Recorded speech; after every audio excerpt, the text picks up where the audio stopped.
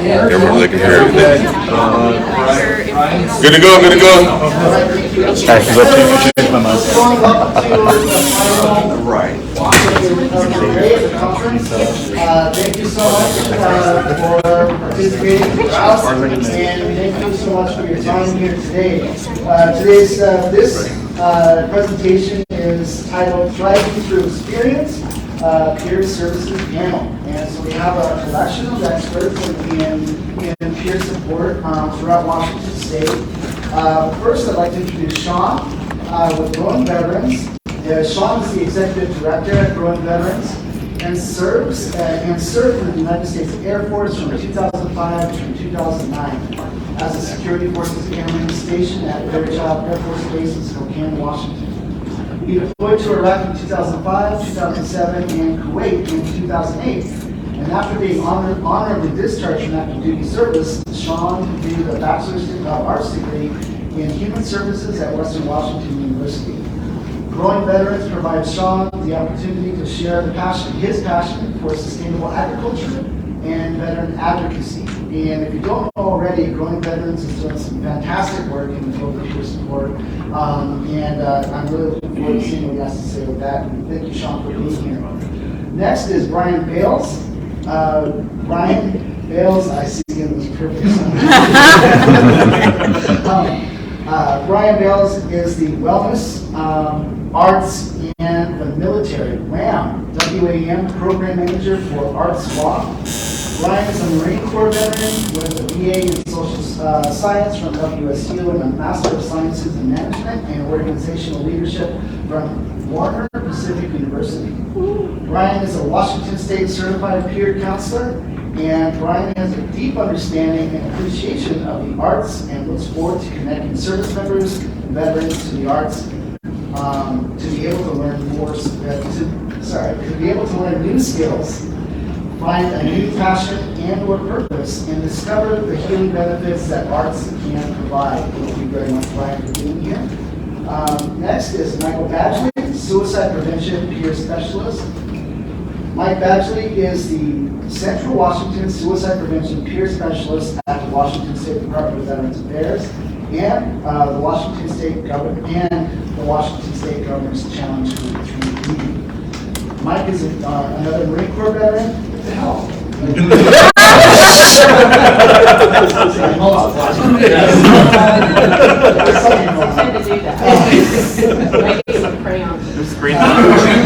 I could use a snack. A window in front so you make it. A Marine Corps veteran, having served with 3rd Battalion 5th Marines, brother, and NROTC program at University of Idaho. He is a former sheriff's deputy serving on patrol, drug interdiction, SWAT, sniper, and ground defense instructor. He is the chairman of the board of and co-founder of Veterinary Foundation, a legal means, safety, and peer support nonprofit organization. He has spent the last 10 years in corporate sales before changing careers at the beginning of 2022 toward suicide prevention, which aligns with his personal mission of helping others and saving lives. And finally, we have Eric Burns, the Veteran Peer Services Program Manager.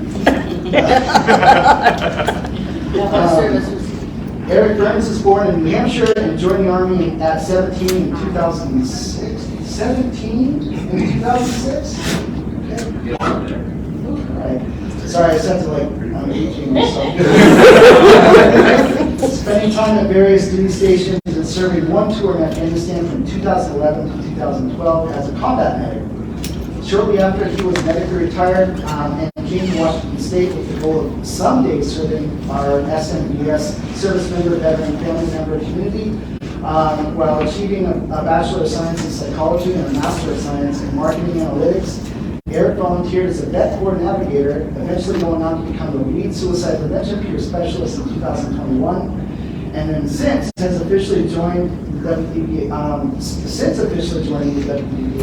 Eric has worked to support a peer-based model of care for SMBF experiencing crisis, coordinating with his team of peer specialists to connect with individuals through lived experience and to provide education in suicide prevention and veteran culture. And I have to say that each four of these members here are actively engaged in the community and are tremendous assets to Washington State's and the veterans community. It's my privilege to introduce each of them to you today.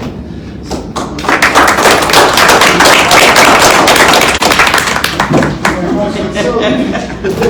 with this panel, I'm going to ask a series of questions. I think we have 10 questions. And your name, sir, is? Oh, I'm sorry. My name is Jeremy Grisham. I am currently I'm the outgoing director of counseling and wellness programs at the State Department of Veterans Affairs, and I'm a licensed mental health counselor. Thank you very much. Okay, sure. Here in Washington State. And so, with all that said, is it okay if we get started on the questions? Let's do it. All right. The first question is, it says strategic in parentheses, and what service does your organization, what services does your organization provide? And Brian, would you like to start? Sure, yeah. So my organization, so Wellness Arts in the Military at the Washington State Arts Commission, ArtsWA.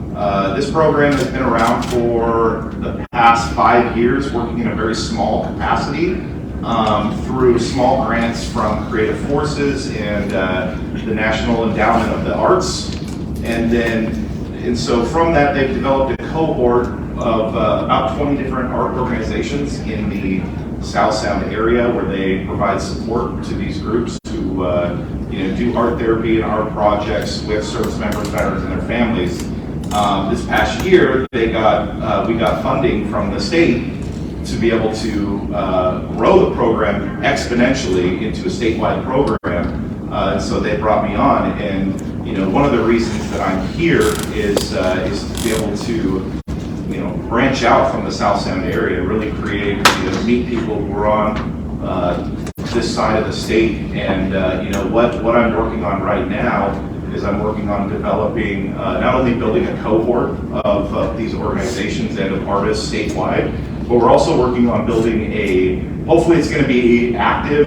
Our hope is January. We're going to have grant funding that we're going to be able to give to organizations that work in the arts, as well as individual veteran artists who have projects that they want in order to help stimulate that creative economy. Eric, from your perspective, Absolutely. So, as the newly transitioning veteran peer services program manager, I'm actually absorbing 2 new programs. They've been around for a little bit, new to me in a sense. So, the Vetcorp Program, which I've been a part of for a number of years, started off as a navigator, as it was called at the time, and went on, did some work in suicide prevention, and now I'm here. The Vetcorp Program is very unique in that it has up to 50 volunteer members that are strategically placed throughout the state of Washington, whether it's at academic campuses or if it's at community colleges, upper university, county level offices. And these individuals are uniquely placed to provide peer support to the communities that they work with. So what does that look like? That could look like providing resources, warm handoffs. There's a lot of intersectionality between suicide prevention and the Vetcorp program, so we work together with them, and Mike will talk more about that in a little bit. But we're here to enable student veterans or veterans and their family members and even service members to be able to overcome the obstacles that they face when they're trying to achieve their goals. A little bit about the PeerCorps program. We're working currently to create the 3rd in the nation Veteran Certified Peer Counselor Program. This is going to be a monumental undertaking. It is not going to be just the Veteran PeerCorps program doing this. The goal is to create an alliance of other peer service-based models and organizations, such as the ones that are sitting here today, to work in a roundtable type of work setup to create this program. 40-hour week training where they receive tools to assist with individuals experiencing crises, or to work with individuals that need education, or connect them with benefits, or just be there as support to motivate them. So there's a lot of great things that are coming as we develop them, and the Vetcorp program is a large component of it. Very excited to see how things start to develop. Yes. Quick question. So the Veteran Peer Support Program you guys are standing up, do you guys, will you work hand in hand with NAMI? Because NAMI has a Veteran Peer Support Program I went through. I'd like to. Yeah, I just wondered if it's, you know. I'm currently constructing the list of the available organizations that are within the state. As it stands currently, I'm open to all suggestions, as this is just in the brainstorming phase of development. So connections are widely accepted and encouraged. Is that perfect lead into it? I'm a county VSO, so I don't have that, not on that email loop of like when these things are coming down the pipe. So how do I get into that to get knowledge of these resources to give out to my community? Absolutely. So I'm happy to collect your contact information and get that conversation started. But a big component of that is ironing out the communications, right? We want to be able to distribute through all the networks that we each have, because we each all have different ones that we can work with. We get on the same page and create a systematic approach to getting information out. Yeah, absolutely. Let's get the word out and make it so that people don't have to worry about the video. Love it. Oh, I'm up. Yeah. So obviously being the smallest guy at the table here, you guys have problems hearing me. Go ahead and move forward if you like. I have a very, very quiet voice. Nobody usually hears me. He's a baby. I am. So here at the DVA, we've got a multitude of different things that the DVA does. We have the LCD Soldiers Home, we have a tiny home facility, we have the Veterans Farm, and there's a lot of growth that's been going on specifically in the counseling and wellness program. And I'm super excited about it, and obviously got to work with Jeremy and Brian and Eric. You get to meet individuals like this. It's just a phenomenal organization, especially for the peer support. But there's a lot of our suicide prevention team, which is what I specifically do. All of our team members right now, save the one, which would be correct to say, are certified peer counselors. And so we can actually come in and also do some support. Now, we're not clinical care, we're not clinicians, we will never say we're clinicians, but we have the resources to connect with the clinicians. We also have the Veteran Training Center. Tom Hope is running that. We have Paul Casely, who's running our tobacco cessation program. And just basically all the stuff we're trying to do, and I'm actually don't forget, Ken Pham is running our conservation program, which he'll tie into what Sean's doing. I think it's absolutely phenomenal. It's because tying back into land, there's something extremely therapeutic about it. You might have to go back for thousands and thousands of years for what we do. And so there's some truth to that. We're finding that the time back into the growth is growing us. So that's something that I'm excited he's going to be talking about. And Kim Pham's running a good program there. Specifically, what we're doing here again is a suicide prevention, trying to do more peer support, more peer outreach, and do whatever we can to reduce the amount of suicides within the veteran community. And for me, that personally it's really hard to get to people in crisis moments. It's a lot about what we can do to build a better quality of life. Because if we can keep them out of crisis, we're going to be a lot more effective than trying to get to people in that small window of when they are. Yeah, first I just want to say it's an honor to be here amongst such amazing folks, veterans and allies and such. We are growing veterans. Our mission is to empower veterans to cultivate purpose and belonging by growing food, community, and each other.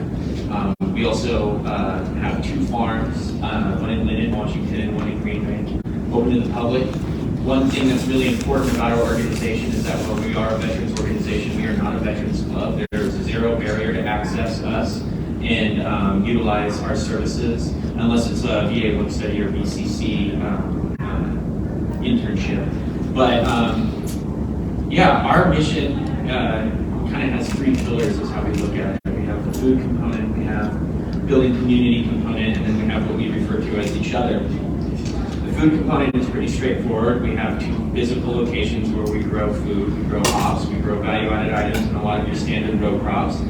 And we donate the majority, if not all, of what we grow to local food banks and food pantries to combat, the need. We also have accredited, peer-reviewed, and research-backed peer support training that we offer. It's 20.5 hours of continuing education credits for mental health practitioners. And it was researched by Cinder, which is the research branch of the VA. And there was 2 peer-reviewed articles that were published. So we utilize best practices in mental health. And while we are like I said, we have physical locations where we do farming, what we refer to as food dirt therapy. We are a mental health and wellness organization rooted in sustainable agriculture and embroiled in peer support. We need to have people, we need different points of view, different identities, and we find that our farms are a place where we can have all of those things intersect with the goal of transitioning active duty military into civilian life, and also incorporating people that may not have access to veterans or may not have veterans in their lives, so that way we can break down barriers and stigma that lead to isolation and ultimately abolish the isolation that could lead to suicide. Sean, do you mind answering this question first? What are the benefits that people can find through your program? Yeah, there's a myriad of benefits. In fact, we have a little bit of something for everyone. We're very lucky because of the nature of our mission. You can come out and you can get educational opportunities. We're an approved VA work study site. We're a VCC internship site, which we're very, very, very lucky to have Kim Pham in our corner and supporting us in that regard. In fact, two of our staff were Veteran Conservation Corps interns in VA work study, and we kind of built them up and showed them the ropes, and eventually they came and filled very unique and necessary positions within our organization. We love to partner with other organizations. We're a member of Task Force 12. We find that there's a lot of power in cross-pollination, no pun intended.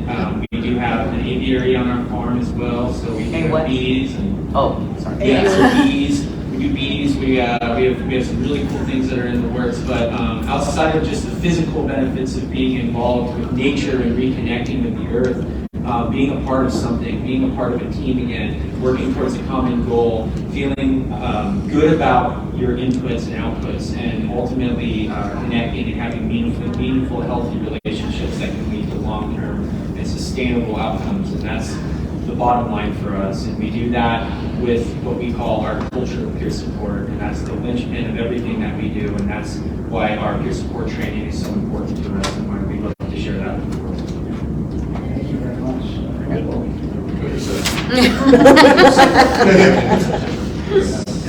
So I'll see you there. No, it's a lot of what they're doing is similar to what we're doing, as well as the focus on the peer support. It's such an effective form of communication, especially for the veteran community, where a lot of veterans, we have a hard time opening up to people who may not have the same lived experience. And so it's really good to be able to have an organization that is really pushing, hey, we need to do more peer support. We need to find ways to connect in with our veterans to get them out of crisis moments to better their lives.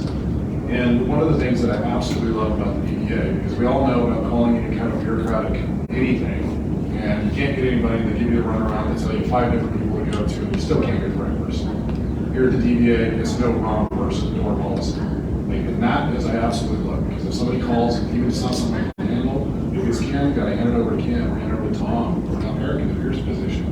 And then there's something highly powerful about that, because we're giving the agency these individuals, they feel like they're being valued and represented, and they can connect with. And that there, I think, is one of the, it's so simple, but for some reason it's so hard to do for a lot of people, because I don't know if it's compassion fatigue or whatever, but sometimes people say, it's not my job. And that's not what we're going to do here. Our job is to make sure we're preparing everybody's life. And that's the kind of services you can expect. There's a lot of different things we can do. Participation programs. These guys are actually probably better equipped than I am. But from what I'm seeing, there's just the amount of support that the PBA is investing into Washington State and our communities. Yeah, so taking a look at Vetcorp, what benefits can you expect to receive? Well, there's a lot, actually. So say you're a site supervisor, right? You're a location that wants a Vetcorp member on your site, and it's a benefit for you to someone. There's a couple different ways that it'll help out to have someone there.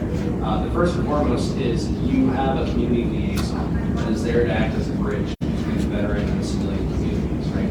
You had the opportunity to sit in on the cultural engagement training and really hit the nail on the head in terms of the differences and the transitions that occur when we're looking at cultural learned habits going into the civilian side of the veteran. Oftentimes, we have student veterans that are placed at academic campuses that refuse to identify.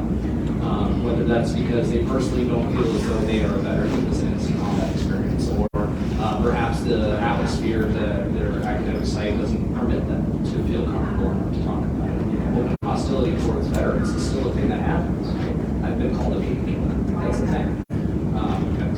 personally. So you have somebody that's there that has lived knowledge, whether they were a veteran themselves or if they're a family member of a veteran, that has been embedded into that culture, that can go into there. And they can work with your veteran communities and help them overcome those obstacles that they've already experienced. Thinking about academics, typically when we find people that are either still continuing their higher education or they've gone and graduated and they want to still continue to get back. So they have that learned experience in higher academics to help teach the veterans that are on those campuses the best practices, maybe some different tools that they might need. They are also there to help encourage trainings through the suicide prevention team at those academic facilities and those county facilities as well. So they're equipped to provide the Learn Saves Lives suicide prevention training, which was done in collaboration with the WDBA and the Forefront. And they're also there to help assist with veteran cultural engagement trainings, like the one that was provided just a little while ago. And so encouraging them to provide those trainings or at the very least establish a space to allow for our teams to come in and give those trainings to faculty and staff on a regular basis and really start honing in on the culture that's actually present there and laying underneath all the dust and all the danger that might be present. There's a number of different things that we've seen that our Vetcorp members do. They're responsible for hosting service projects during their contract years, and that can take on a number of different forms. Just a couple off the top of my head, I've seen food drives, I've seen clothing drives, I've seen a digital Veterans Day event that was hosted by yours truly.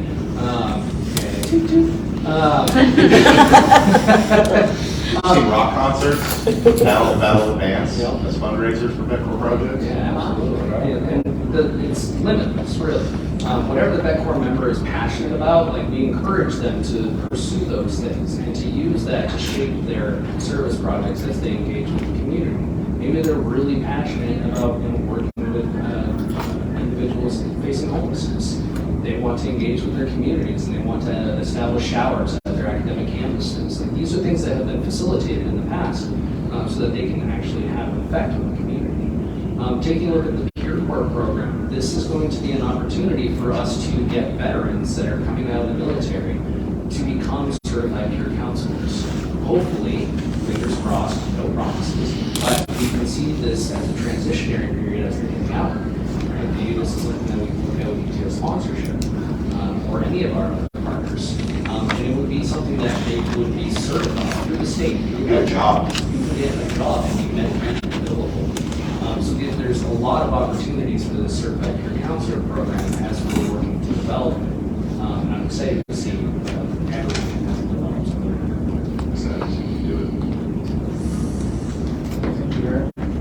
All right, yes. Can you read the question again? Yeah. It's a lot of good answers. I want to make sure, It's for your program. It's that veterans or community members can. Yeah, so my program, folks won't be directly like, I won't be giving art classes or anything like that. One, I'm not an artist. But the benefits that we can have is just the partnerships that I have. And, my goal is any veteran who wants to engage in any sort of art activity that's in the arts. And part of that is breaking down some of those barriers and some of those, can't think of the word, but stigmas of what art is. A lot of people think of art and they think of, snooty, pinky up, going to art museums, or they think, you have to be, super liberal to be into art or anything like that. But the reality is, 100% of people engage in arts.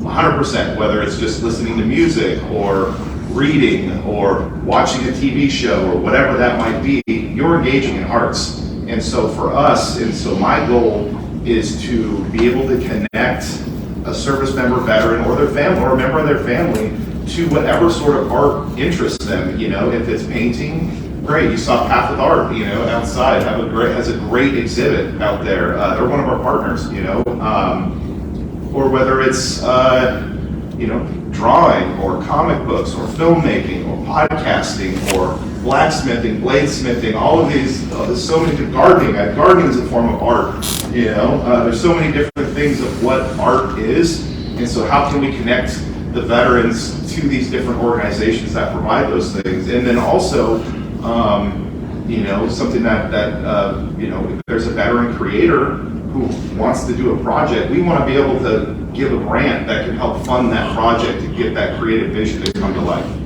I'm coming to you. Yeah. I'm coming to you. Let's do it, yeah. Eric, can we start with you on this next question? And can you please describe what the like a daily experience looks like with the training, with Vetcorp and the Vetcorp Program? What does that look like? What can someone expect? Yeah, well, it's gonna be different for everyone. It depends on your site location. You know, you could be on community college, you could be at a private university, you could be working in a county office, right? So there's going to be some variation depending on who it is that you're talking to. You know, from the Vetcorp members' perspective, they're going to be doing outreach. They're going to be working in their communities, going out, introducing themselves, shaking hands, letting them know that they have a safe environment for them to come to, right? There should be a safe environment on each one of these sites for them to operate within. I came from KLU, that's where I was a navigator member now.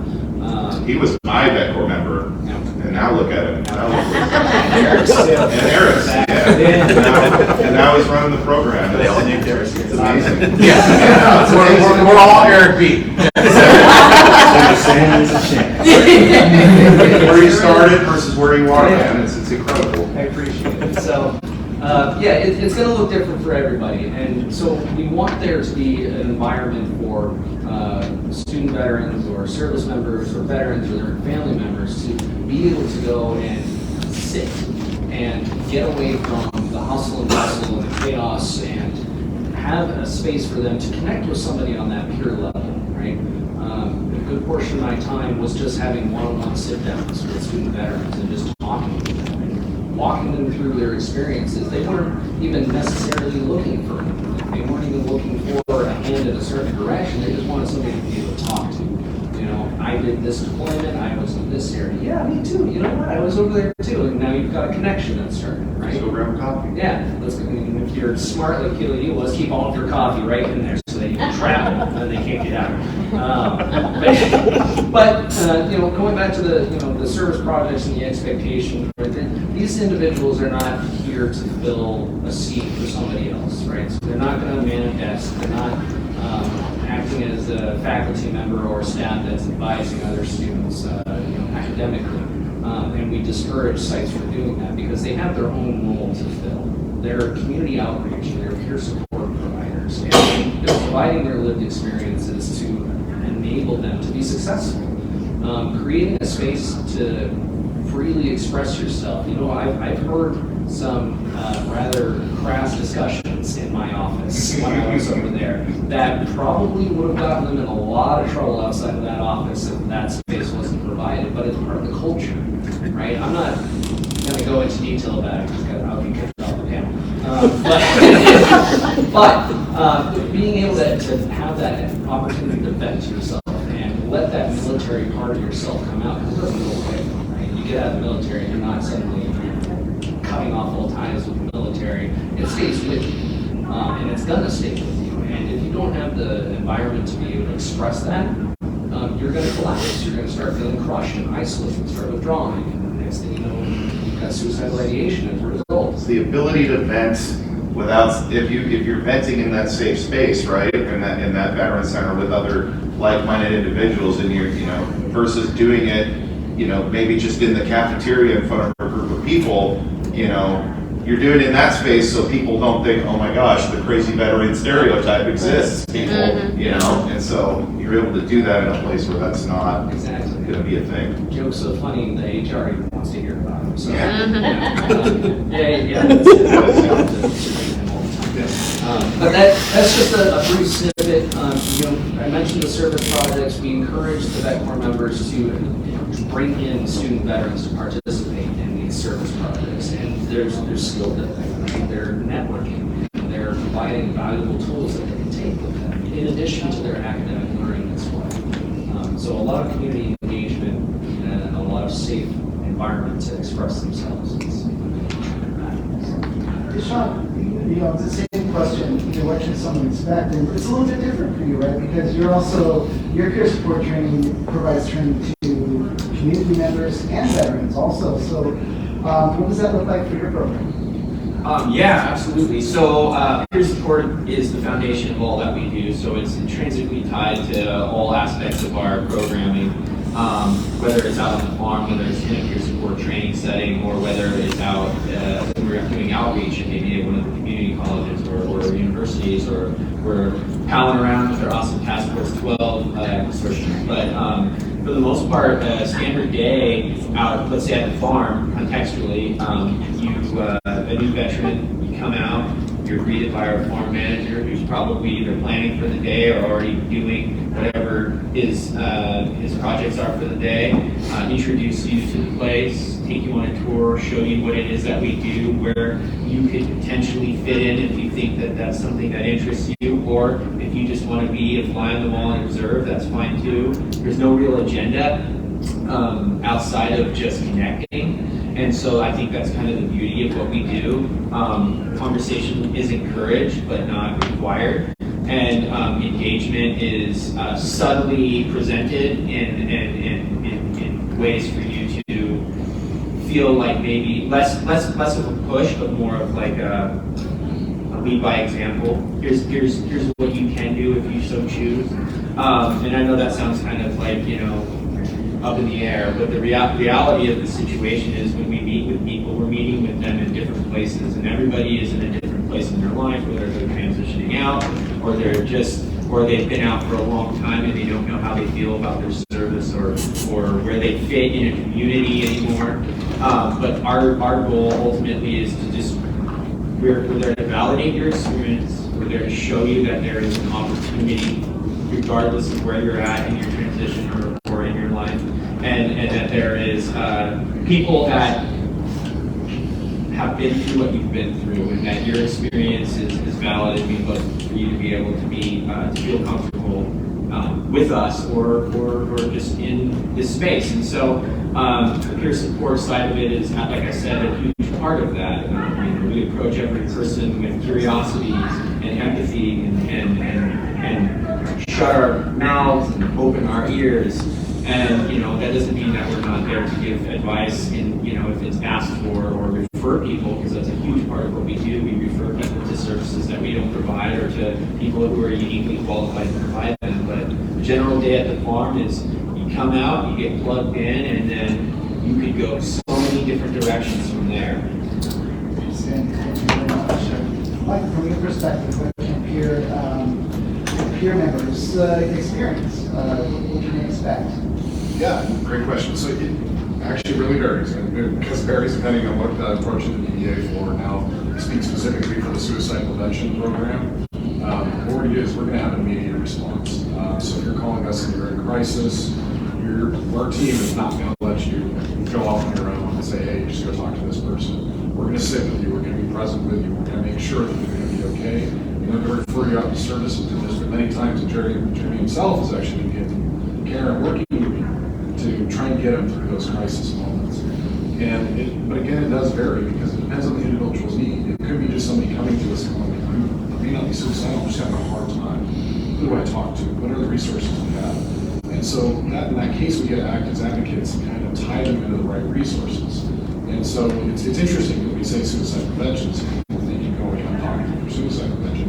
And that's not it at all. We're here for peer support, we're here for connections and resources. Whatever we can do to make your life better, that's what we're going to try to do. I'm going to thank Bill on that. I get to do that.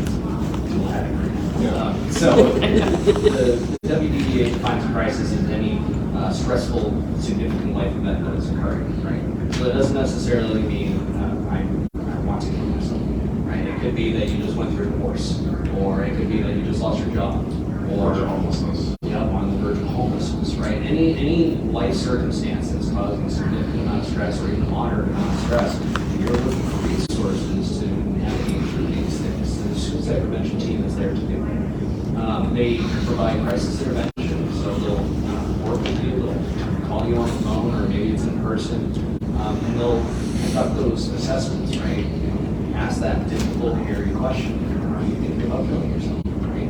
It's hard to ask that question, but these guys are trained to do it, and they have to do it fairly regularly. And they're going to hand off to very knowledgeable counselors, behavioral health providers, and even resources that aren't behavioral health related, right? So one of the things the suicide prevention team is doing is they're creating a resource database. This is per legislature, received funding for House Bill 1181, and they are collecting every single resource possible through an application process once it's developed to allow us to create a web application which will allow people free of charge to go online, enter in their location, filter by what they need, and it will tell them what is available within however many mile radius from where they're located at. And that's not to try to, make Mike not have a job anymore, but it's to ease the ability to access those resources when you don't know where else to look. And that's just one small, component of it. But at the end of the day, regardless of whatever your situation is, if you are experiencing a crisis or suicidal ideation, these individuals are going to be able to provide that peer support, that connection, giving that empathy, listening to them, asking that difficult, hairy question, what are you thinking about life? And then working with them, not just when they hand them off to providers, but following up afterwards. 24 hours, 72 hours, 21 days. We follow up with them to make sure that they're still getting help that they need, they're still doing it. It's not until after that 21-day point that we can say, okay, they have the tools, they're going through the motions, now we can step back, allow them to get what they need, and if they come back, we go through their process again. Thank you. The next question is in regards to inspiration. And, as community members and if you're in the peer support community, what are the best practices to inspire participation in peer engagement and in receiving peer support training? How can we inspire people to engage in this? Can I start? Good one. I think, inspiring people to do it is just being genuine. Being genuine, you cannot work in peer support if you don't have a genuine care for other people and have empathy for other people and what they're going through. That's the biggest thing that you can do. The second biggest thing that you can do is just to be there. Is just be there for someone. Answer the phone. Show up when you say you're going to show up if you're going to meet somebody. Having a peer connection and being that inspiration. It can be as small as just getting a cup of coffee with somebody and having a conversation, right? But there are ways that you can do it too. And I'm the arts guy, so I'm gonna find a way to bring it into arts, but you can build that relationship by, painting a picture together, because when you're doing that, you're not just painting, right? You're talking, you're having a conversation, you're getting to know each other, you're bonding, you're figuring out, what type of art you like versus what types of art I like. What are we both into here? And you build that relationship with each other. And through that relationship of, maybe it started out, we're Marines, so we were probably finger painting with finger paint and then eating with crayons. Through that, I could find out that, if it was me and Mike, I could find out that, Mike's going through a divorce, or Mike doesn't know where his next meal is going to be, or, he's really been struggling with, with post-traumatic stress or whatever it might be. And then me being the peer support person, I can be able to have that conversation with him and, get him plugged into something greater if that's what he needs. Right? So it starts out as, finger painting, and then it grows and it evolves, and it evolves into something more than that. It's, having, peer mentorship and mentorship, what you're doing and what it is you're building long-term relationships with folks, right? I mean, that's really what it boils down to, is relationship building. Michael, do you have any thoughts? Oh, absolutely. I got a lot on this. No, it's truly about being authentic and genuine. I have to second that because it's 100% accurate. I did the DBA podcast with Brian talking about my story. And it's genuinely and honestly just me. And there was a lot of impact that has come out of that lot of crisis calls came out where people said, I'm willing to talk to you because you're being honest, it's true. And it's for something, I don't know, I found out early on I have a terrible memory, so I just speak the truth. It makes it easy to remember anything. So I'm 100% genuinely me, good and bad. I had to edit things out that he said in that episode, so. Can we get the unedited version? It's more fun. I don't want to interrupt that, because I tried to find that podcast. Where is it? I shared it. It's on the WDVA podcast webpage. It's on the webpage. Like, it should be on, It's in February. It was. It's an Apple podcast, it's on Podbean, it's on, What's the name of it? it's called WDBA Podcast. I'm not a W, so Okay. little background. I was Eric for the past 5 years, and then a month ago, I left to the arts agency, so, and I used to do the DBA podcast, so that's what Mike is talking about. Yeah. Okay. And so kind of keep going on this. I really think inspiring people is being honest and genuine. It's also, I think peer support is the way of the future. And so I'm going to go off on a little tangent, I apologize to these guys, but I was recently in Benton County, it's Tri-Cities, and I was talking to them, what are their access to mental health services for the veterans. And they said that their average wait time is between 5 to 12 months. So it's rough. Now, if you're in an acute crisis, you can get in right away. So that's not to say, like, if you're in an emergency, you think you can get sick. But if you're just trying to get help, it takes a long time to get in to see a provider. And a lot of these individuals in mental health it struggles during that time period because they can be divorce or relationship issues or on the verge of homelessness. And this kind of support can be very, very beneficial. That's where peer support, I think, can come in as almost like a triage center, where we can start steering people in the right direction if they need clinical care, or, you know, if you just talk to them as an individual, hey, tell me what's going on. And again, as I said, we're not really here to offer advice unless it's asked for. Our job is to empower and inspire others. And it's just, it's tough. It's a tough job. It's extremely rewarding. But every individual that comes to us, every situation is different. And that's where it's very individualized support, which I think is very important because we can't generalize everything. Because what somebody else needs might not be what another person needs. And kind of one of the things I really like about the peer support, the way I put this, is we're Americans, not Americans. Oh my God. American style. I love you so much.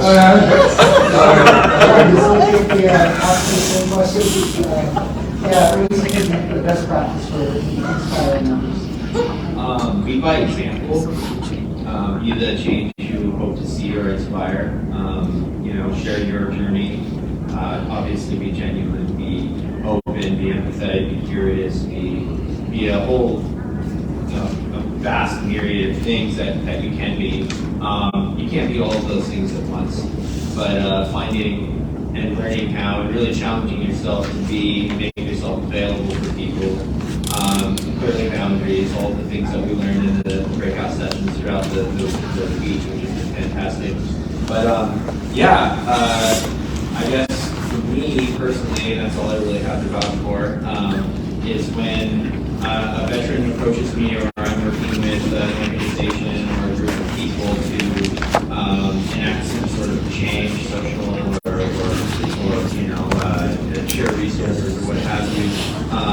Share your story, give it some life, breathe life into it.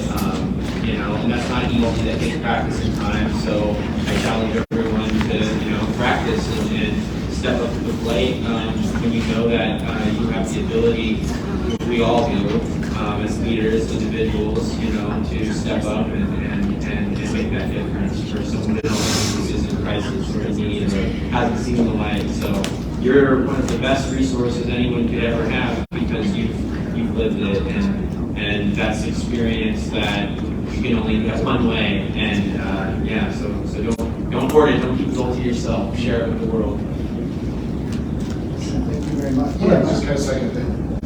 I really stand on what you're saying is absolutely true. And it's the normalization of the conversations where our veteran culture, we know this, you don't ask for help until it's way too late, or try not to be a burden. But once we can start normalizing the conversations and the behavior, that help seeking is important. It's not weak. It's not. It's actually strength. Because invulnerability is strength. And you're making yourself vulnerable while doing so. And I truly believe that you can't expound on what I'm saying. It truly is about that. I appreciate hearing that, because it's true. A lot of times we do associate vulnerability with this, like a demonstration of weakness, or being weak, just opening up in this moment. But it is a demonstration of strength, isn't it? It takes courage. Thank you. And Eric, for you, with that question of inspiration, what do you discuss about this? Inspiring others. I like being fourth because everybody's already kind of said everything. I agree with it. And so, I echo it just a little bit. Normalizing peer support specifically, right? I've encountered numerous individuals that looking a little bit more on the behavioral aspect of it. Numerous individuals that just absolutely, with every fiber of their being, wanted nothing to do with clinical support. And clinical support is incredibly helpful, and it's a useful tool, but it's not the catch-all be-all, right? And having a peer-based model to work with as an ulterior tool. English is hard. It's the end of a 3-day conference. But having that other tool available to you can do nothing but benefit. I have yet to see a peer-based model of support that did harm. That's not to say that it wouldn't in any circumstance, but not everybody feels comfortable sitting in the recliner with the psychologist, and how does that make you feel? And if I feel judged. That's just the reality of some people's perceptions. And I think normalizing peer support in conjunction with clinical support as an allied force instead of one is better than the other, and implementing it wherever we can is going to help normalize those conversations and allow them to connect with babies that relate to them. I'll keep that one short and sweet. Excellent. So if I'm hearing you correctly, and through authenticity, through being present and normalizing conversations, it gives the individual voice to speak to their concern where otherwise they wouldn't have a voice because their statement is biased, wait times, and things like that. So excellent. Thank you very much. And then, for each of you, this next question is related to how does someone connect to peer support services? And I know Miami has peer support programs, lots of different resources throughout the state, but from your perspective, what are the best way for someone to connect to a peer support program to become peer supporter or recipient of those services? Well, I guess I'll go first. Last. Yeah, there we go. Take initiative. Okay. So if you're interested in becoming a Vetcorp member, you can go to the my.AmeriCorps website. Look for Vetcorp member applications on there. They have a long list that's incredibly difficult to navigate. It's very confusing, but I'd like to fix it. We'll see what limited power I have to do that program. As far as the actual establishment, working with the sites, it's $3,000 per Vetcorp member. I've only seen and heard of 2 Vetcorp members on a site, but I'm sure, have you ever had 3 or more on the site? No. Okay, so yeah, typically 1 to 2 individuals there. And then the criteria is you have to be 18 years of age. We prefer individuals that have military background, so high preference for veterans, but that does not exclude family members of veterans as well. So if you're a spouse or a child, you can still apply for that opportunity. And then as far as the additional criteria with national citizen, 18 years old, veteran, I think that's 3. Ability to pass a federal background check. Yes, thank you. The ability to pass a federal background check. So those are all the criteria. Thanks, I appreciate it. In case you can't tell, I'm transitioning into this position. So I'm waiting a little bit on Brian here. And so essentially you go through that process, and then it's a standard interview process like you would with the site supervisor and the Vetcorp staff, and then you can start going through the ropes like you would for any normal job, and then you get to attend these conferences here like you are today. And I'll add, it's a 10-month program, so it starts September 1 to June 30th, and it's AmeriCorps, so it's national service. You're a paid volunteer, and you do 1,700 hours, which averages out to a little over 40 hours a week. And then at the end of those 1,700 hours, you're eligible for like a $2,500 education award that you can use to go to school, pay off loans, educational expenses, whatever that might be. And typically recruiting, if you're interested in becoming a member, recruitment is typically in the springtime. Do they have to register with the selective service if they're a male? Yes. They still have to register for the draft. Are they going to be doing that for the females too? Because I know that way back in the day they were saying they were going to do that for the females. I don't think that's part of this program. You know, that's a really good question. No idea. Not yet, huh? There's a question right here. So a huge thank you, Brian, for helping one of my students. I called you when she was in crisis and you were there for her, so thank you. You're welcome. Thank you, thank you. You're welcome. Also for you. Yes. I had to think about that one. Also for you, I'm doing another art exhibit, so I'm going to be throwing a grant at you for that, for my site. Okay, yeah, so we should be hopefully live in the wintertime. Hopefully January is when we're hoping to have it ready to go. We're in the early phases of development on everything with the grant. But yeah, that sounds awesome. I can't wait to see it.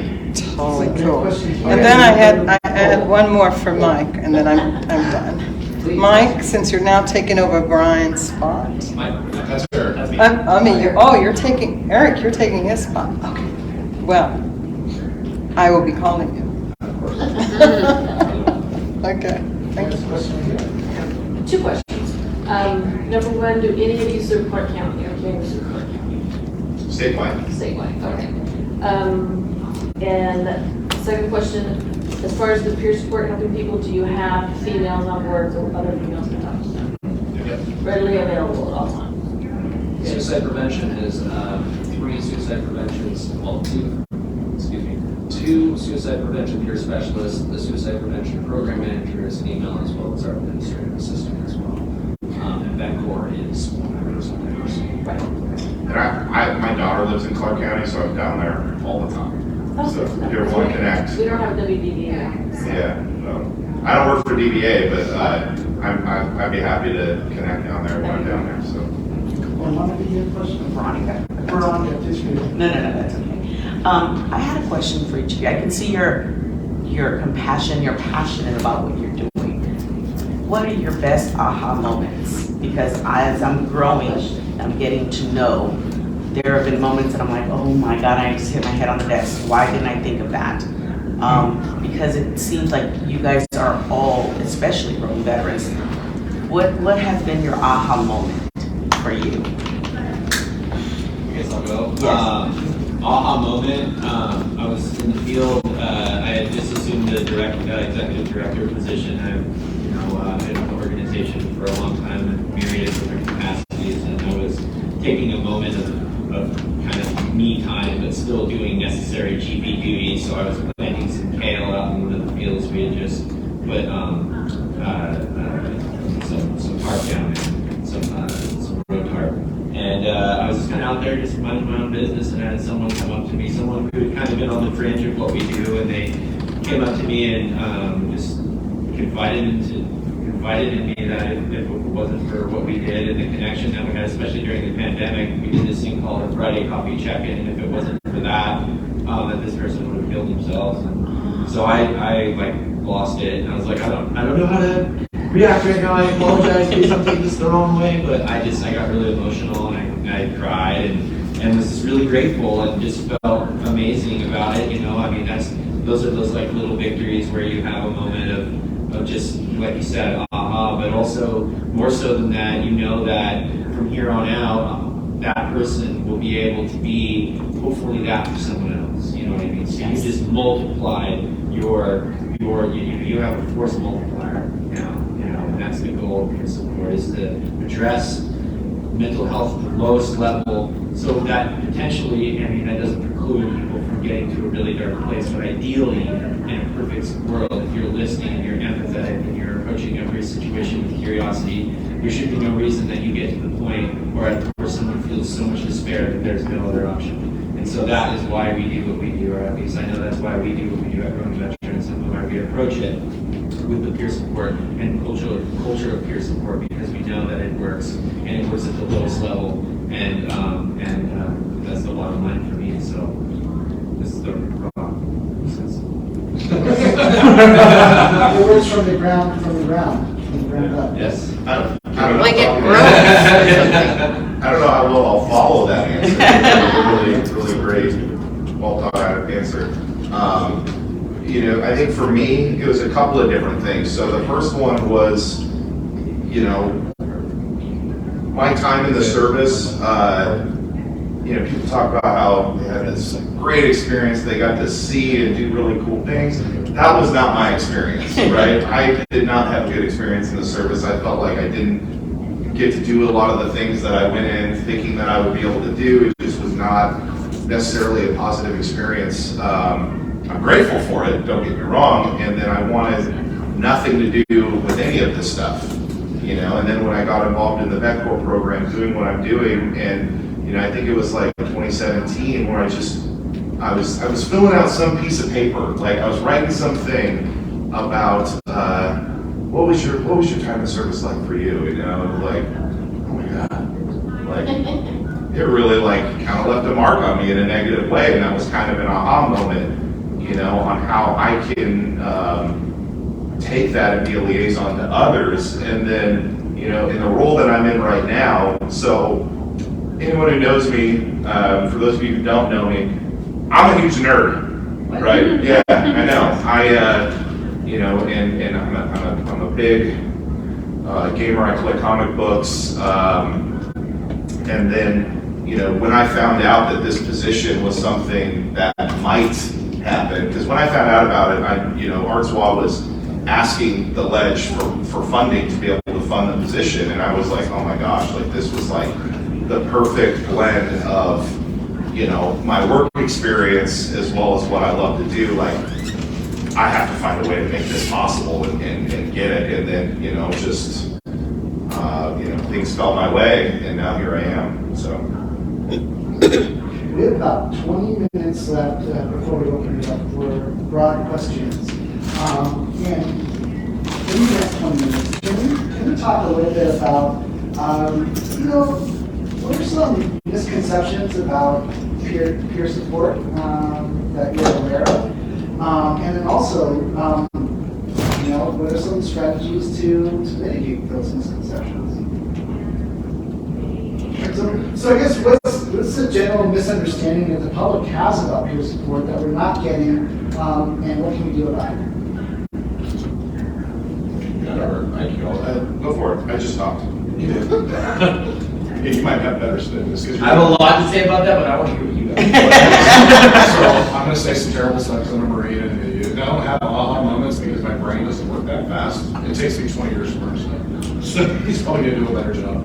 No, but the peer support, sometimes there's individuals who come out and say, well, it's not exactly what I'm looking for. Maybe this person doesn't have experience, so it's not helpful. And that's, if you look at any kind of the science, all the evidence is showing peer support is one of the most helpful and best forms of practices out there. And it goes back to, I kind of shared the story a little bit, but there was a study, ongoing study about happiness. And some people have already heard this, I apologize for saying it again. It's been going over for 75 years, and they went to Harvard, and they talked to a bunch of Harvard students as well as Boston University kids, and wanted to determine, hey, what's level of happiness? Was it wealth? Was it power? What made people happy? And what it's come down to is human connection. That's it. That's what the level of happiness is. The more human connections you have, the happier you are. And there's obviously more nuance to that, but as far as our approach, that's something that's extremely powerful.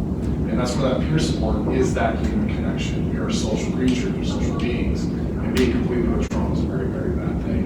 And so for peer support, because I really feel it's the way of the future, especially for care and help. It doesn't have to be clinical care, sometimes it does, but other times it just needs to be somebody who's willing to listen and sit with you and be with you in those dark moments. And that can be powerful enough to keep you going. I thought that was great. I thought that was great. Very well spoken. I mean, I absolutely agree with everything that Mike said. I think a good place to start is what peer support isn't. We're not here to fix people. We're not here to tell you what you should do, or we can be. If we're asked for advice, I think that's a really good time to think very critically about what you're about to say, because that has a very impactful, that can be very impactful and not in the ways that you intend every time. So listening is our biggest tool that we have as a peer supporter. What's the saying? We have 2 ears and 1 mouth. I still don't know what that means because I talk too much already, but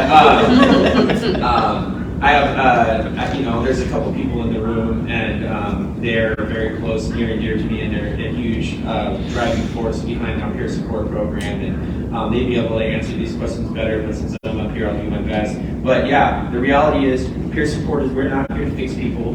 We're here to be a shoulder to lean on. We're here to meet you where you're at. We're here to approach every situation with curiosity and empathy and an open mind. Relinquish our biases, as difficult as that can be, which is almost impossible sometimes, especially if you have a traumatic event that you've experienced, or you're working with somebody that has a tendency, and I hate using this word, but triggers you. So you have to work really hard. It requires you to dig very deep. And I say I mean my a lot, but peer support is, you're a part of it. That is an intrinsic part of peer support. There's 2 people or more involved in this transaction. And you have to be very mindful of what you impart on them. And this is not part of our training, but I have found in my peer support journey that you don't want to leave that situation imparting more on them, leaving them with more than they came with. And so just be mindful of that. That's just a small little portion, but I feel like that for me has been one of the biggest learning. If it were to be an aha moment, that would be that for me in peer support. Thank you. Can I? Go ahead. I was just going to say, I think people often will have an idea in their head of what peer support is. I think I've had conversations with people where they're like, I don't want to sit in a circle and share. That's not what I want to do. And that's one form, sure, but there's so many different forms of peer support. So being able to identify what works for you is going to be super important, as well as for the folks who want peer support to come in and understand what they need versus what they don't need, and to be able to communicate that. If it's a group thing that's happening and they don't feel comfortable being in a group, us as the peer counselors, we need to work hard to be able to recognize that and connect with them in a different way that's still meaningful to them. Eric, I'm going to ask you the same question, of course, but a little bit different. Brian just mentioned peer counselors. And is there a difference between peer counselors and peer supporters? Is there a difference in the training that's received? What does that look like? Right. To help us better understand. Yeah, sure. So when we're thinking about peer support, think of it as the overarching umbrella, right? You're looking for a very specific type of support. It's not clinical, it's looking for somebody with lived experience, right? That's peer support in a nutshell. When we're talking about peer counselors, we're talking about individuals who have gone through the training, through the healthcare authority, through the state of Washington, gone through a rigorous testing process, both written and oral, if I remember correctly, for a couple of years. And have actually to go in front of a board and provide responses to situational questions, and then they're certified through the state and Medicaid billable. So when we're talking about peer counselors, we're talking about individuals that have been certified, Medicaid billable, and have received formalized training to be peer counselors. If we're talking about peer support, I could be a peer supporter to somebody just because I've lived through their experiences, right? I can provide peer support even if I wasn't a peer counselor. So we're just talking about the different official levels in that regard. The biggest item that I've received regarding misconceptions is that it's useless. I've heard this from academic institutions, and why don't you just go see a counselor? We have academic counselors on site. And it's come from faculty, it's come from staff, and it's mixed responses every time I encounter it. And the biggest way that I found to combat that mindset is to just let them talk. Just listen to what it is that they're actually trying to say. Trying to ground yourself with them. Again, the whole point of peer support is to come eye to eye with them, right? Give them the space to be able to talk about it, and then address those things with them, right? Well, okay, yes, clinical support is incredibly useful, and it's very beneficial given the right circumstances. However, maybe that clinician doesn't know what it's like to have bullets shot at them, or IQ explode, or something that you loved. That's hard to navigate. I don't care how much professional education you have. That's hard to navigate. Having somebody that says, yeah, you know what, I walked through the same footsteps that you did, or I walked it before you, can be the difference between somebody taking their life. So just being, again, open and honest and being receptive to the fact that a lot of times this is coming from a place of not understanding what peer support is actually there to do. Just the idea of kind of touching base on you said, feedback about data uses, right? And I know in my own practice, referring clients to the HCA course at Peer Counseling, and they responded well to that training. Not even if they didn't go through it, but it was kind of like going through that receiving the training, learning about it was empowering for them. And so I'm curious about what success looks like for each of your efforts. And what was that like? Do you have an example or a success story that you can describe? Great example. I'm the example. So I got out of the military in 2014. I moved from Fort Worth, New York to Washington. I had my wife, who was an absolutely fantastic individual. I love her to death, which is probably watching right now. So, hi. What the problem was that I went into an environment where I didn't have the military connection that I used to have. I didn't have my opportunities, I didn't have my system of support, and it was a rough transition period for me. I spent a couple of months in the darkest places I've ever been when I first got out, and it wasn't until I started pursuing education and started pursuing psychology that I actually started my recovery journey to enter in peer support. So I finished my associate's degree in working towards psychology and a bachelor's of science in psychology, and I meet this organization like Department. And he is just an absolute wonderful, highly intelligent, motivated, professional individual, and I hope everybody gets to meet him someday. He's absolutely fantastic. But he was embedded in the Vetcorp Program, and he knew the peer support model, and he worked within that field. And his Vetcorp navigator at the time was also part of that. And so they actually started connecting with me. I didn't even ask for it. I didn't ask for assistance. I was just the typical student veteran. Yep, go to my spot, do my homework. Yep, go to my next spot, go home. And that was it. It wasn't until they saw me and said, hey, how are you doing? Let's grab some coffee. Let's talk. And completely unprovoked. And so they started talking to me about, working with other individuals and, how it's beneficial for both the person that's receiving the services as well as the person that's providing them as well. And I started actually fully starting to recover from my trauma as a result of me stepping into peer support. It wasn't until I stepped into that position that I could finally start to see what it is that I was working through.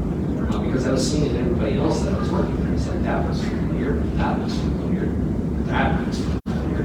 And I was able to help them navigate their own issues while navigating my own at the same time. And so as a result of that, that became my passion, is working with service members, veterans, and families on that peer level. I went through the Vetcorp Program for 2 years. And had some fantastic mentors, and I was supported the entire way as I made my journey. Eventually making it into the WDBA and suicide prevention, and then lo and behold, now I'm here. And I'm the Vetcorp Program manager, and able to facilitate other people's development and growth. And if you compared me to who I was 10 years ago, like, it's night and day, comparatively, both in mental and physical health, emotional well-being, everything. And it's because I had individuals who I remember conversations that we used to have when I would call you and check in, and you were, the Vetcorp member, and you were coming out of your, I don't don't remember, you were like working for like a sewage company. It was terrible. It was And you just see the pain on his face, and just, you know, looking at where he is now, it's pretty amazing. I have a lot to be thankful for. Pretty amazing. For both Vetcorp, for Brian, for everybody that I've gotten, had the fortune to work with. If it wasn't for individuals that connect me, my lived experiences, I wouldn't be right. Sean, what about you? 3 success stories that stick out for you? Well, yeah, I mean, a success story can look a lot of different ways at growing veterans. It's sometimes people come and they go because they found what they were looking for and moved on. Success is, you know, in a lot of instances, most of our success stories are anecdotal. You know, that's what we are. You know, we tell stories, we craft a story with the work that we do, and hopefully it has a happy ending. So.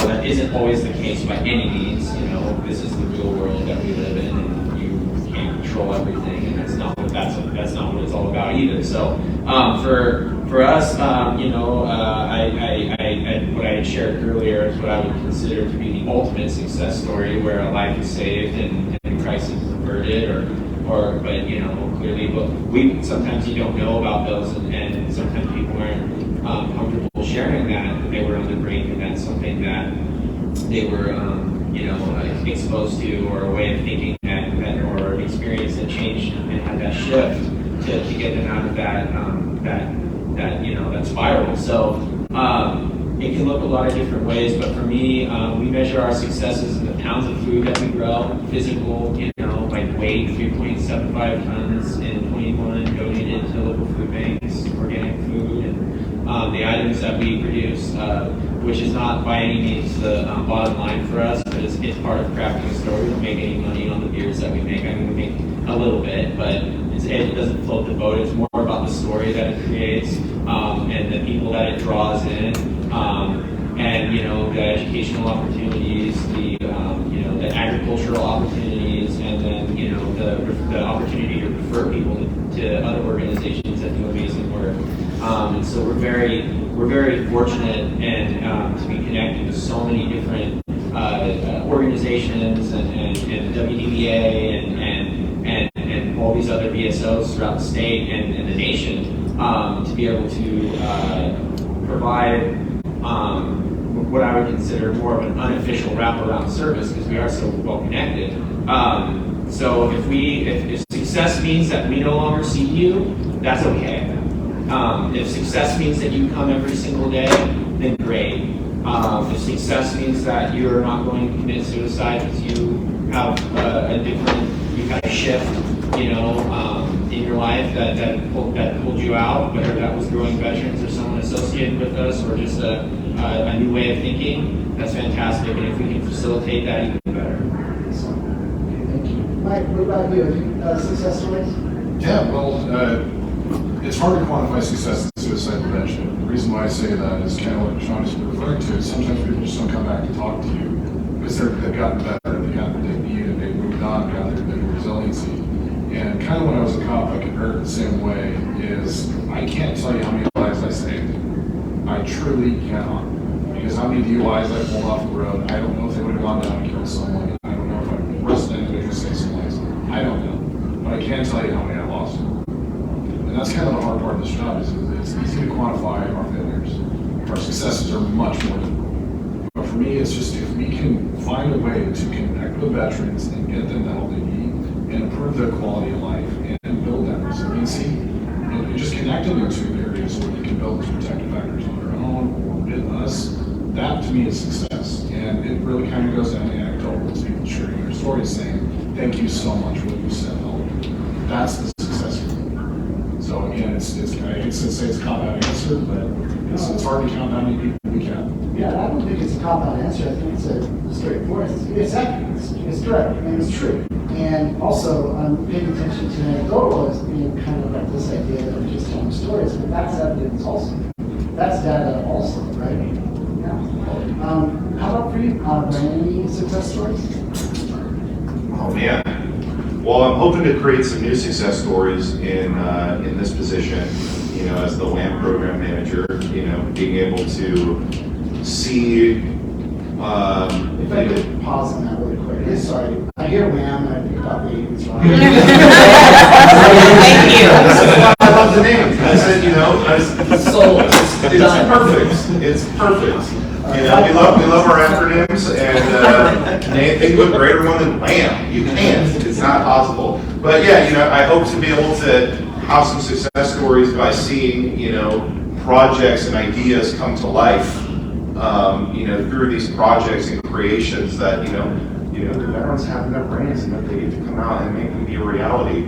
As far as like past success stories of when I was a DBA, I think the most prominent one for me was Mike briefly talked about it when we did our podcast episode together, where he shared a story, and then a veteran in crisis reached out directly to him because of his story. And to me, I mean, that was if nobody else, if we never did another episode again, which I actually don't think that I did, but that's all. I mean, that's success in itself. If one person listens to that and felt like they could trust my story enough, to call him and say, "Hey, I'm in crisis. I heard your story. Let's talk." What better success is there than that? Excellent. Thank you very much. We have about 5 minutes before opening it up to the participants or the audience. But real quick, what advice do you have to give to someone thinking about engaging in peer support, peer counseling, or engaging in that training? What advice do you have for them to help them succeed? Come as you are. You have those experiences already. You've survived your absolute worst day totally. Use that to your advantage, and use that to empathize with the individuals that you're going to be working with and connecting with, right? The phrase "stay humble," right? In suicide prevention. That's how it works in peer support as well. Stay humble. You're not there to compare wounds. You're not there to see if they're doing better off than you are, or you're doing worse off than they are, or whatever the case may be. You're going there with the mindset that I have lived experiences, and somebody might need it. Somebody might need that relationship and that ability to connect on a personal level. And when you go through that training, you're going to be given a numerous amount of tools to use at your disposal. I can't wait to get some more tools when I go through your training. It's going to be fantastic. And continue seeking knowledge, right? It's not the end-all be-all once you go through one peer counseling program. There's going to be other opportunities for you to connect with other peer support agencies and learn more. I'm constantly learning. What about advice related to, and maybe Sean, maybe this is a good question for you. What about advice related to participants who are still, working through things? And it's because going through the training is a challenge, right? Because you're discussing sensitive topics and processing information, stuff like that. So what advice do you have for someone who might be experiencing an emotional reality while going through training to help them succeed, to help them work through that? Does that make sense? Yeah, absolutely. I think that's very true. Everyone that goes through our training, or I mean, I would assume yours as well, we all have our stuff that we bring with us, and that's what makes us unique, and that's what makes us very qualified to do the work. Are we ready to be that for someone else? Maybe not sometimes. I would argue, and I could be wrong about this because I'm just one person with an opinion, but I would say, be prepared to be more for someone else. Make sure that you addressed and did your homework and did your core foundational stuff. And that's not to say that precludes you from being able to dive right into what we do.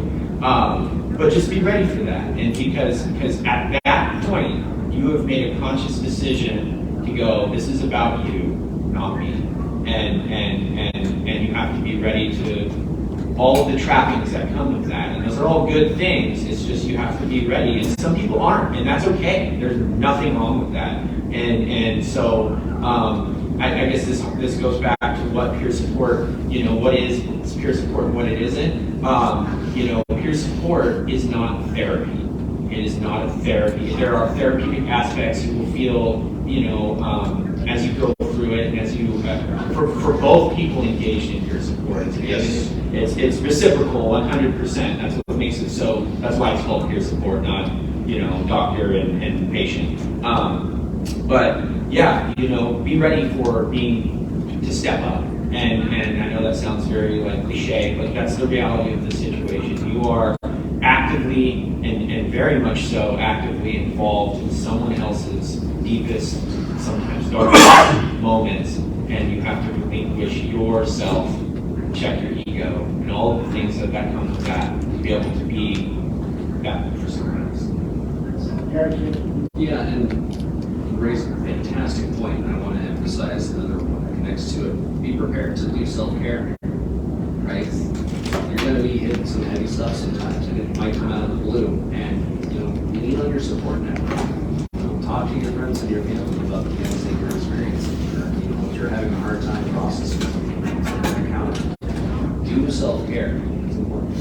I want to know. I would say, Sean, thank you for pointing out that it's mutually beneficial, not just for you as the peer supporter, but it's going to benefit both of you. You're both going to learn new things about each other and about yourselves, and that's a great piece to tell somebody who might be on the fence. But I also I think Arnold said it best in Predator when he said, "Do it, do it now." Do it. It's at the end of the day, you might find out that hey, maybe this isn't quite for me, but you're going to learn so much in these trainings about yourself and about the process. And one of the neat things that I used to see when I did peer training when I was a trainer, when we would do in-person trainings, you would kind of see the group that you're training would kind of become their own peer group. By the end of the training, they're connecting with each other, and it's not, it wasn't always just about the training. It was about, you went through this training together, and so then after the training, they're having conversations with each other about what just happened and what you experienced, and it's a great way to just, build those relationships. That's peer support. It's relationship building. It's so many different things, and that's what I would say. Awesome, thank you. Mike, any advice that you would give someone? You're asking me for advice, it's terrible. I actually have a question for everybody. How many people here talk to themselves in a drill instructor or drill sergeant voice? Incredible. Themselves? Not all the time.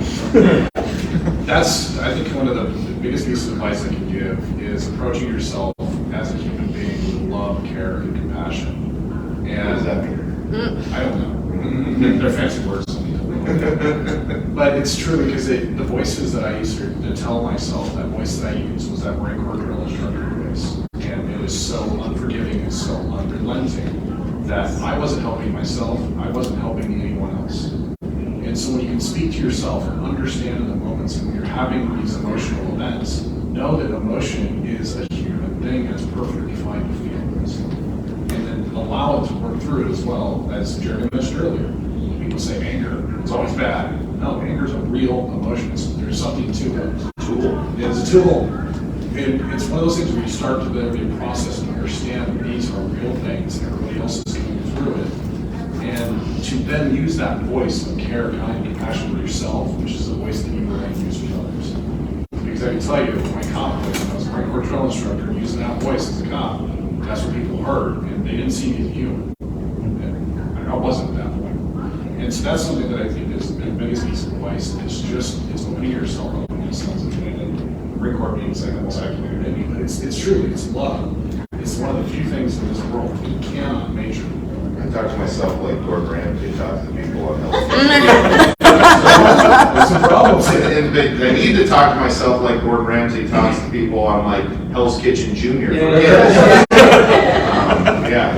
That's just that kindness, and again, forgiveness for oneself, because we're all going to make mistakes. We're not perfect. No one has ever been perfect. No one ever will be. And just to allow yourself to learn from those mistakes and continue to move on, and don't think that, because I made this one mistake, everything's ruined. It's not. Because the mistakes that I've made in my life have been now formed where I'm at today, which I don't regret any of it. As terrible as some of the things I've seen then and done, I don't regret it because it's made me a better person today. Thank you very much. I want to say thank you to each of you for your time today. We have about 4 minutes to open up to the audience for questions or feedback. And yeah, I see you hand already. What do you have? As far as the peer support trainings that you guys are talking about, is there a place we can go on the internet to find when the trainings are? What's the requirements? Okay, yeah, www.growingveterans.org, and under programs, you'll see peer support training. That'll be a drop-down menu. Click on that, it gives you all the information that you need. We'll be hosting a slew of trainings throughout fiscal year 23 at zero cost to the attendee. We're going to be doing it in person and online trainings, and we're still establishing where some of those are going to be. We have one that's coming up in September, 10th through the 12th, so it's a Friday through, and 9th, 10th, 11th. yeah, exactly. 9th, 10th, and 11th in Langley, Washington, in a historic, beautiful building. Angela, do you want to give one more shout out on that? Yeah, I think you nailed it. South Whidbey Island. Our trainings are 3 full days of training in person. There's also, we'll do 2 virtual trainings in the winter. But all that information's on our website. But the one that's coming up is in 2 weeks from now on Whidbey Island. What was the website again? Growingveterans.org. Any other questions? Actually, I'm going to follow up on that. For any of the peers who want to connect to the WDBA, it's connect@dba.wa.gov. And that goes out to an email that all of us on our suicide prevention team have access to. So it's not like it's going to get lost in the ether. People are going to see it. Veronica. This is for everyone probably here in the room, because I know I have a problem with it. How do you set your boundaries? Because I know, we give so much of ourselves. So how do you establish that? Because I know I always have a problem doing that. Okay, you guys mind? Yeah, go for it. So I set my boundaries. I always start off far, and then it just depends on the relationship, you know, because as you grow with people, and as I get to know people that I'm working with, you know, the boundaries may loosen a little bit to where, you know, I'm okay if that person calls me, you know, at different times of the day or in the evening, or if that relationship goes, those boundaries might get even, you know, tighter, you know. But I always like to start, you know, pretty firm, and then just kind of let the relationship decide what that's going to be, because I think it's something that can happen, something that can come naturally. At least that's been my experience. I mean, it's going to be different. I think boundaries, you know, it's different for everybody, and what it's going to mean, and, you know, what it means to you, and what you want to, what you're willing to accept. So for boundaries, this is where, again, it might sound like a cop-out answer, but it varies. The reason why it varies is because every day we're at different levels of different emotional capacity. So there might be some days where I can go all in, you know, all day long for people. And there's some days where one person with crisis call, and that's it. Like, that's all I have emotional capacity wise. And so what it goes back to is being mindful of where you're at. Because if you're not in a place to help, you're not going to be in a good spot. Because I used to be a lifeguard, and they teach this, the reference earlier. But it's, if you're going out there and somebody's drowning, and you try to save them, they start pushing under, and you're not giving yourself that space, you're going to drown too. And the whole point is you want to save them, and sometimes it's give them that space, then you can go and get them when they're ready. And, well, it's kind of an extreme example. I use that line quite a bit because, again, there's some times where I'm drowning. There's no way I can save anybody else. And there's other days where, like, I'm doing great, let's go. So it varies depending on the day and the emotional capacity where we're at. But usually what I'll do is I'll schedule in times that are literally just my time for me to meditate, you know, do whatever it needs to be just for me. And I make sure I get up at 4 o'clock in the morning so I don't have my family bother me. And some people can't do that. I don't have a choice if my body wakes up, so I just use it. I lean into it. And just give myself that time, so it's just me time where it's down, there's no stimulus, and that helps keep me going. So that's what I personally do. So we are officially at time, and we have officially concluded the Serving Those Who Serve conference. I want to say thank you to participants and actually thank you to each of you for staying this long. If you have the opportunity, scan that QR code. It's a survey. You can tell us how wonderful or terrible you did. We really rely on the feedback. Thank you.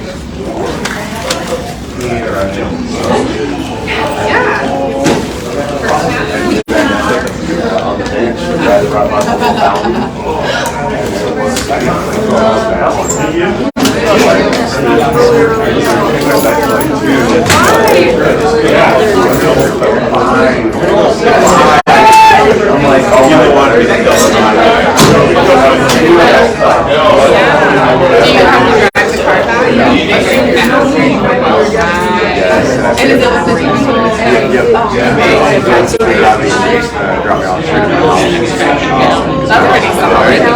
I'm excited. It's something I guess fine them, but hanging out with you, and we'll definitely do something again soon. We will make it up your way, I promise. Have a good day.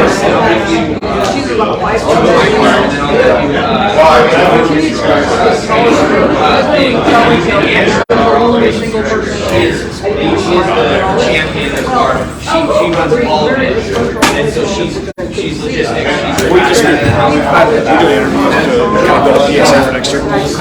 Presenter, and you got our suspenders on. No, I'm so tired. What do you need me to say? I just introduce yourself as Jerry. And then just like talk about it a bit. Say, oh yeah, this is what we did. We had I promise it takes it's super quick.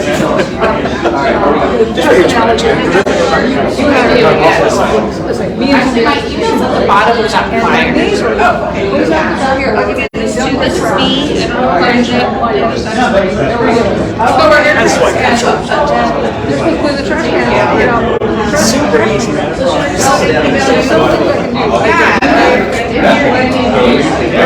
I can go to the entire thing. I can go around the front door and talk to them and say, hey,